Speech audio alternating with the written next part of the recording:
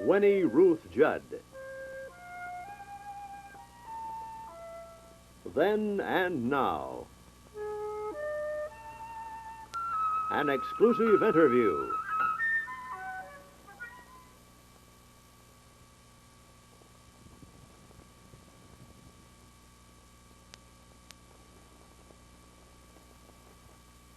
Recently in the Contra Costa County, California jail, Mrs. Winnie Ruth Judd agreed to an interview for the first time in 38 years. Convicted slayer of 2 female friends, on October 17, 1931, Mrs. Judd was declared insane and remanded to the Arizona State Hospital, from which she escaped 7 times. The last escape was in 1962. She remained free till discovered in California several weeks ago. In the following film report, Mrs. Judd names many people during her narrative. Several of those named are still alive. Mrs. Judd is still adjudged insane, therefore not legally responsible for the validity of her accusations. One name has been deliberately deleted from this report with the substantive name John Doe. Participants in this report are Winnie Ruth Judd, her attorney Melvin Belli, and retired Phoenix detective Mr. Charles Arnold, surviving investigator of the 1931 slayings of Agnes and LeRoi and Hedvig Samuelson. Well, I was the chief investigator of the case from the police department in Phoenix at the time it happened. At the time it all happened, the police department in Phoenix knew nothing of Ruth Judd, never heard of her. And until our chief of police one morning about 9 o'clock received a call from the captain of homicide in Los Angeles stating that they had discovered these trunks with these nude bodies in them at the depot. Now, her first story was that she had moved into this house on North 2nd Street with this woman named Jacobson, and they had a friend come to stay with them, and in the afternoon they had phoned her that they didn't want her to come out there anymore, but that she couldn't be this Jacobs woman's sweetheart anymore because she was going to take the big woman for her sweetheart. And so she said that she went out there to try to talk them out of it, and when she went into the house, that the 2 women attacked her with this gun. And they scuffled over the gun, and she finally took the gun away from them, and in the scuffle, they were both shot, and she was shot through the hand, through the left hand. And so that was the story she told, that she shot them in self-defense because they were attacking her with a gun. So then, that was the story she told. That was the first story she told. And of course, we get this after they returned her to Phoenix. What was the emotional involvement between the 2 victims yourself? John Doe. The emotional thing, I had introduced him to a girl that they objected to. That was what the quarrel was over. Well, is there the possibility that the 3 of you, the 2 victims and yourself, were emotionally involved with John Doe? All 3 of you? I'll tell you, he was a friend of my husband's, but he was trying to kiss me behind my husband's back. And I loved my husband very much. I love my husband very much. I'm here. One reason that I came to San Francisco was to be near him. He's buried down here in the Golden Gate National Military Cemetery. And I go down there frequently and put violets on his grave. And I thought he was a wonderful person. He was ill and he was worth saving, and I worked very hard. Now, Mrs. Nichols knew I loved violets, so she had a whole lot planted by the kitchen door so I could pick them any time and take them to his grave because I was buying violets. And she said, well, here, we'll have some violets for you. She was that kind and good to me. what precipitated the physical violence that ended up between you 3 ladies? Well, John was bringing liquor over to my husband, and I didn't want him to drink because he was sick. And so one night the girl said, John Smith and Doe were coming, and they wanted us to come over and drink, and I said no, that we wouldn't go, and my husband said that we would. And I said, Doctor, we're not going over there tonight. We're going to a movie. And so he went along with me till we got to the streetcar track. He said, what do you mean? You told me you had 8 cents left until payday. Now you suddenly have money to go to a movie. I said, doctor, listen, this is all I've got is 8 cents left till Monday was payday. And I said, we're not going over there tonight. I've got to talk to you.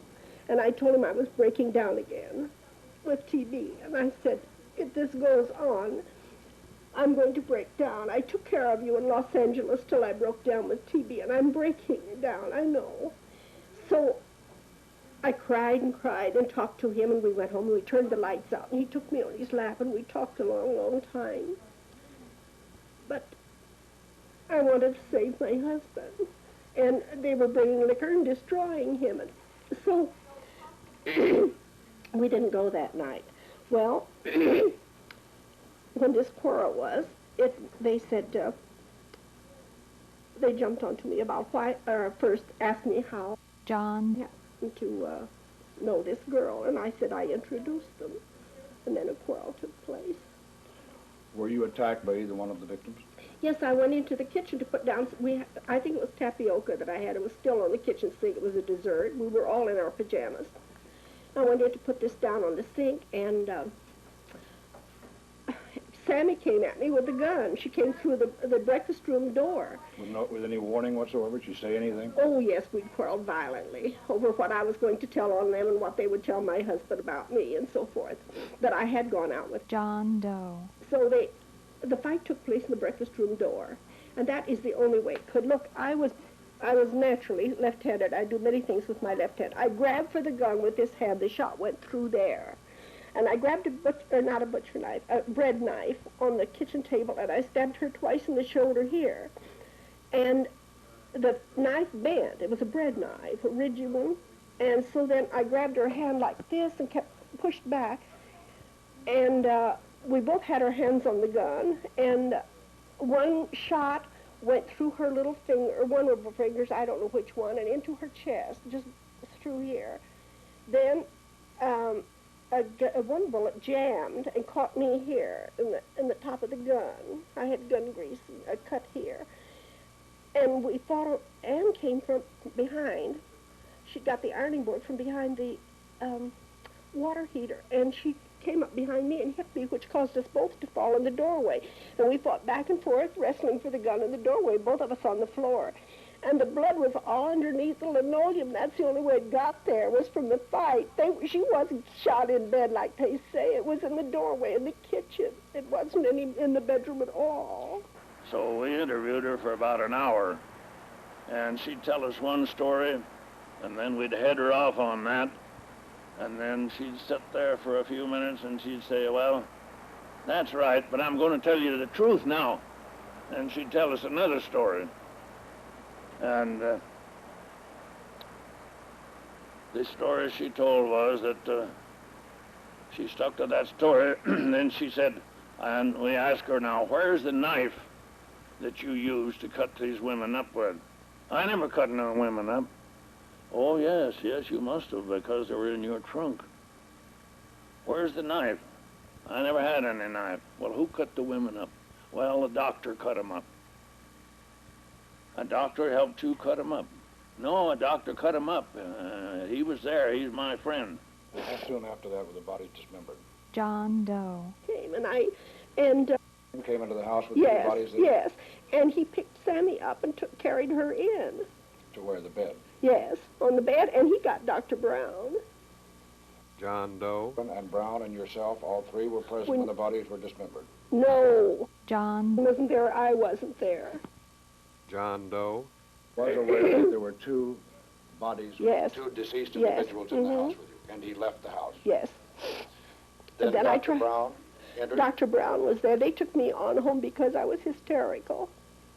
Were you there when the dismemberment of the bodies took place? No, I was not. So I said to her, no, Mrs. Judd, don't you think if a doctor amputated these bodies that he would have known where to cut them and he wouldn't have had to cut in 4 or 5 places there to find the joint? She sat a little bit and she said, well, it wasn't the doctor. I'll tell you who it was. It was John Doe. John Doe. Help me. No, I said, how did you get the mattress out in the vacant lot? that the women were laying on when you shot them. I never shot no women on the mattress. Oh, yes, Ruthie, you shot the women on the mattress because we found the mattress out on the vacant lot where you had set it afire and it hadn't burned up. And there's where the two women were laying side by each on this mattress because the blood spots were in two different spots on the mattress. And now, the matter of fact, I said, these women were sound asleep when you shot them, weren't they? No, they were fighting me. No, now, Ruthie, they wasn't fighting you. How could they be fighting you when you had them both in the bed there, one right along side by each, I said, and you shot them straight down through the bed because the gun shots went through the mattress. How do you account for that, Ruthie? She sat and looked a little bit, and she says, well, it was John Doe. that helped me do it. And she said, he told me that I should do that in order to get rid of the bodies. And I said, a while ago, you told us a doctor did that. Now, Ruthie, your story is all wet.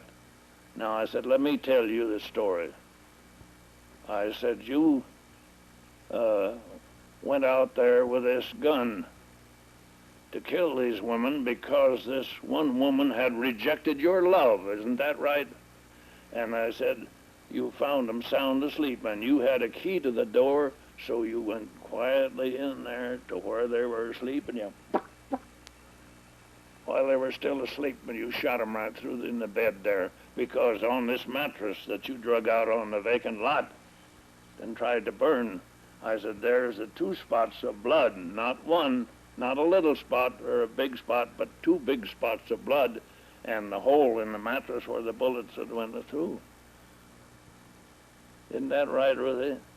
Then I said, when you cut them up down there in the bathtub, I said, you want to make this story good about fighting, so I said, you shot yourself through the hand, didn't you? No, I never had any gun. Oh, yes, Ruthie, you had a gun. And a little automatic. Same gun that you shot the women with.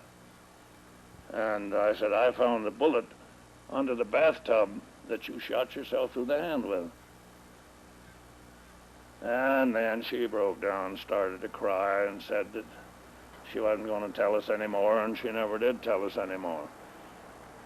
And we weren't allowed in the courtroom because we were supposed to be called as witnesses, but we never were called. And Judge Speakman is the judge that tried the case. But right now, to save me, I can't remember who her attorney was, and I can't remember what man from the county attorney's office was prosecuting the case, because, as I say, we never was allowed in the courtroom, and I wasn't, I was just too busy on other stuff from that on to pay more attention to that. We was expecting to be called to the courtroom any day, you know, and the trial went on for quite a while. And the next we heard of it was that her lawyer had pled her not guilty by reason of insanity, and that the court had sentenced her to life imprisonment, but they had to have another trial to show whether she was crazy or not.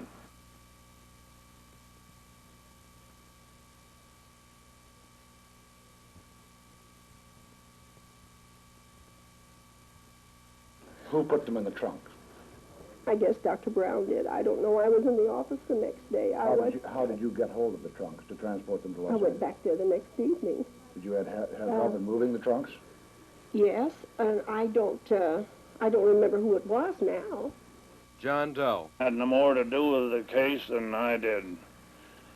She had tried to involve John Doe. to get him to finance her defense. And when she fell down on it, why, naturally, she told that John Doe. it was the man that helped her cut up the bodies and so on. But she'd already told us that a doctor had helped her, but she never would give us the doctor's name. Now, do you feel in 1931 you received a fair trial in Phoenix and Maricopa County?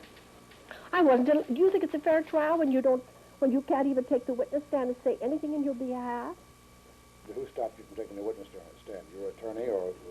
I don't know. I was in such a confused condition. I don't know what it was all about. Because I know that I wasn't allowed to take the witness stand. I had told them certain things in my case.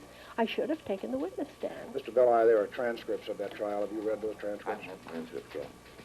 But they are available, are they? Oh, I'm sure there are, yes. You haven't seen any of the transcripts, have you, Miss Judd, of the trial? No transcripts of any kind. A great deal of these I things don't about remember the much trial. about the trial at that time, you know.